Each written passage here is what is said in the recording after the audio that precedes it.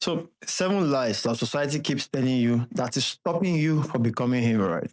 These lies are lies that are so comfortable, so nice that when you hear them on paper, they make sense. But in reality, they fuck you up. They stop you from expanding, right? So let's touch on a few of them. I know seven for now. As time goes on, I'll bring up more, right? So one thing about these lies, before I jump into them, is that the lies, they sound like healthy advice. They preach it to men. They preach it to you, right? And they preach it to you. It will make sense. But if you observe the people who live those lives, who even embody these traits, their lives are fucked up. No, they really don't advance. That's why I'll tell you that if you want to become him, right, you have to get rid of these seven advice. Number one says you still have time. Right? Oh, you have time, no pressure on yourself. Bro, what the fuck is that? So when you say that you still have time, guess what happens? You tend to misuse it. When in reality, time is very finite. Nobody has unlimited time here. And it's for a fact that your 20s, the energies you have in your 20s, you most likely will not have that same energy, less responsibilities when you're in your 30s. So I'll say your 20s, right, are for you to explore the path you want to take in life, right? Because when you're in your 20s, you're bound to make a lot of mistakes. And your mistakes in your 20s are less consequential than the mistakes you make in your 30s. So your 20s is a very, very good time for you to explore. Explore what's going to work for you, not for you to party. The amount of strength, the time you have. So when you're in your 20s, you have enough time. But that time is supposed to be invested. So in your 30s, you'll not be left underskilled, right? Or unmanaged, right? You want to be that guy who walks with confidence in his 30s. This is why I say your 20s are for laying the foundation for your life. And one beautiful thing, I think I was coaching somebody and I told him this stuff. Before your 20s, there was a high chance people made choices for you all through your life. So your 20s is you trying to make your own choices. Making sure that when you go down the line, it works for you when you begin to live your own life. The second advice here that sounds nice on paper is to just be yourself, right? Now, just be yourself is very, very confusing because if I'm not myself, who should I be? But this advice mostly comes from men who are already successful, but they come from women because women are mostly accepted for just the way they are, right? But the life of a man is not like that. When a man tells you just be yourself, if you look at that man is a man who is already successful in that area of life, right? So it's telling you, oh, just be yourself. But when you look at the life of most people, they are losers, they are delusional, they are lazy. There's a high chance that the reason you don't have some things in your life is because you are either have not taken the action, right? Or you have not yet brought up yourself to be that person. So, say, for example, a job, right? You want a job. If you go for a job interview and you are not prepared, you are underskilled, guess what? You are not getting that job, right? But if you go there and you're presenting yourself in a way that makes you one of the best candidates, you have a high chance of getting that job. Now, let's bring it to relationships, right? And when people say just be yourself, they mostly refer to women, right? So let's say you want to get a woman, right? And you have your authentic nature. Like, this is where it's kind of like confusing. You have your authentic nature. You go to YouTube to watch all these videos. They keep giving you some random ideas, some actions to take, but they give you the wrong mindset, right? And you take these actions are conflicting with you. Then someday you meet a girl who likes you and you're free to express yourself. And I say, oh, now I became myself. That's because what you were already is what the woman wanted. But in most cases, most guys do not have that luxury of being what women already want. That's why I say that if you know the kind of woman you want, ask yourself, am I the kind of person that she wants? A lot of guys want feminine women, but they themselves are not masculine. And then they lose a sense of polarity. And that's a problem. So instead of just being yourself, ask yourself, I want this thing in my life, or does this thing want me? I want this job, but am I fit for that job? I want this girl, but am I fit for that girl? I want this business, right? Is that business fit for me? There needs to be a proper balance. This is why it's like when you live authentically. This is why when people say when you live authentically, you get to attract people who are just like you because you match. There's congruency in that, right? So the materiality thing here is balance is the goal. No. So it's like I said, it sounds nice, right? Oh, you need balance in your health, in your wealth, in your relationships. This advice comes from people who are already successful, though. Because when you're still starting out, trying to balance your wealth, your relationship, your health, everything at the same time will lead you to a stall. You will not see progress in anything because you never be able to commit fully into something to see good result. So whenever I hear people talk about work-life balance, what I mostly see is people who don't who don't work in what they truly enjoy, right? Or who don't realize that the work you do is supposed to supplement the life you want to live.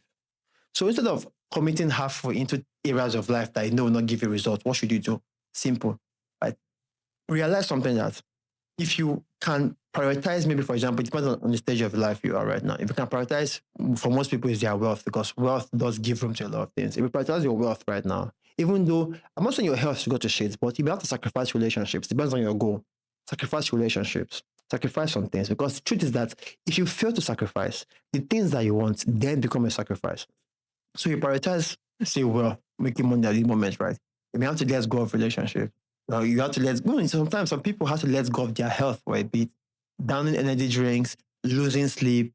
And yes, it started unhealthy. Now, when you became successful, that money was now used as leverage to then balance out things in other areas. I'm making a video on how this balance is supposed to be. So instead of seeing balance as trying to have committing to everything, I'm making you realize how you can design and you should design your life in such a way that everything works together, right? Where your money works for your health works for your work, health works, your money works for your relationships, works for everything in your life because everything is supposed to be interconnected, not the one where you are half committing to your work, half committing to your relationships, half committing to your life. So balance is not the key, right? Integration is the key.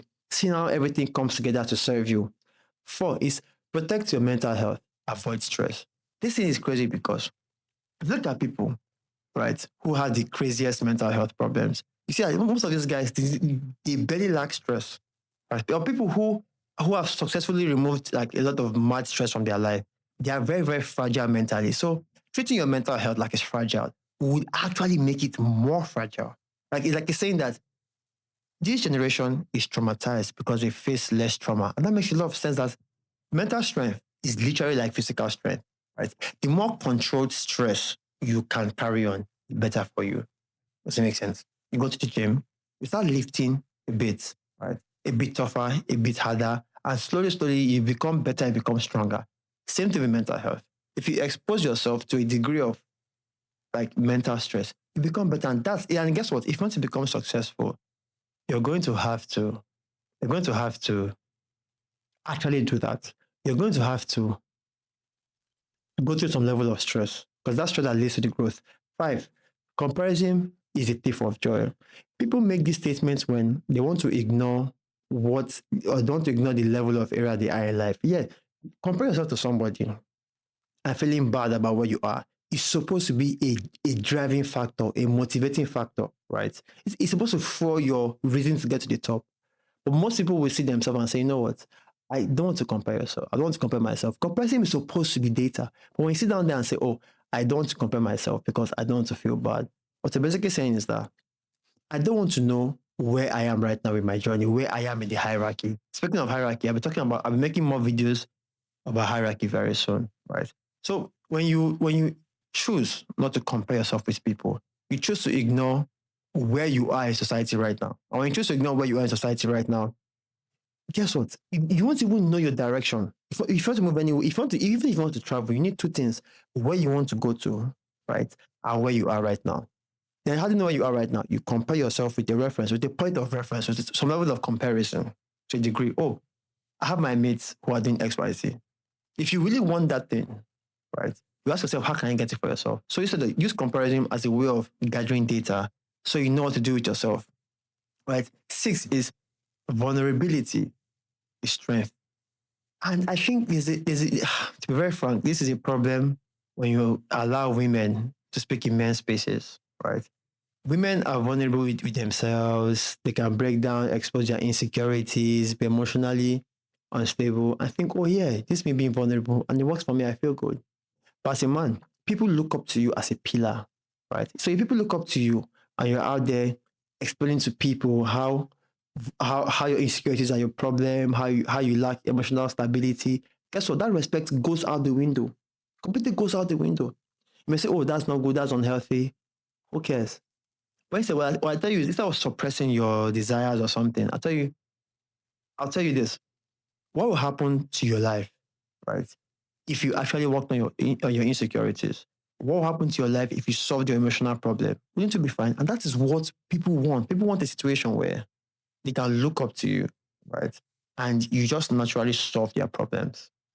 That shit is attractive as fuck. It makes you attractive to women, to anybody, where they know that you are so secure, right? You know that you can face problems and tackle them head on because you are okay, you are firm, right?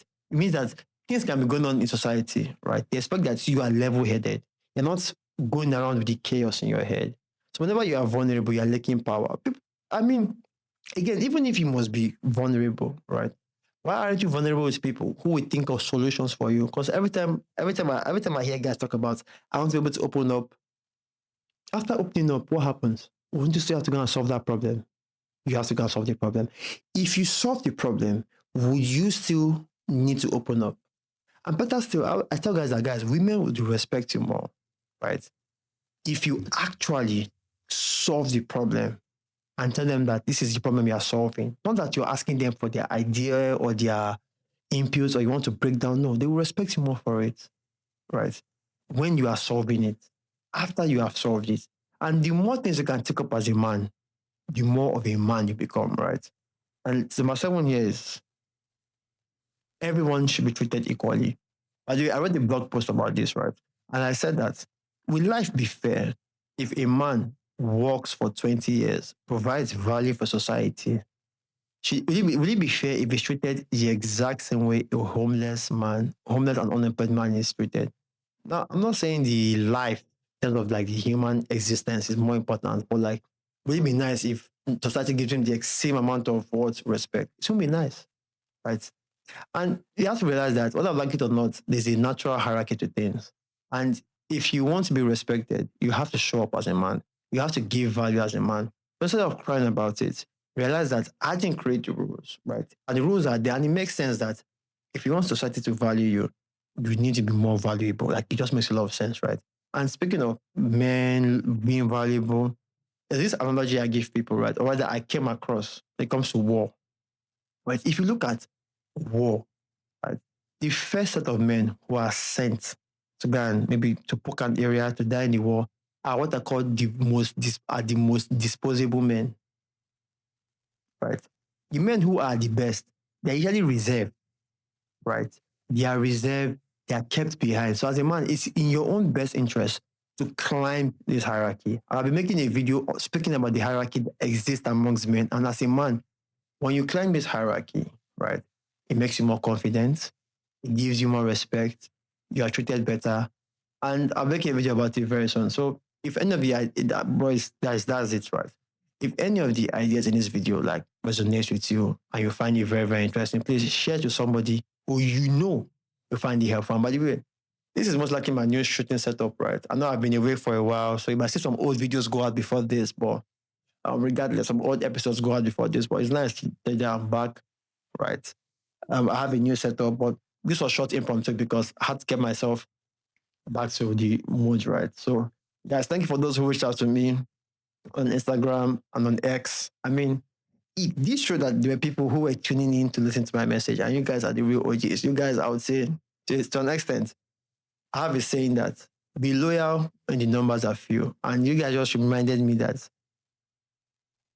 the number might be small, but just that one, even though just one person, and I was like, yeah, more than one person, right? More than one person, rather. Even though just one person, that one person has been inspired by my videos is already a lot, right? So thank you very much. Talk to you soon.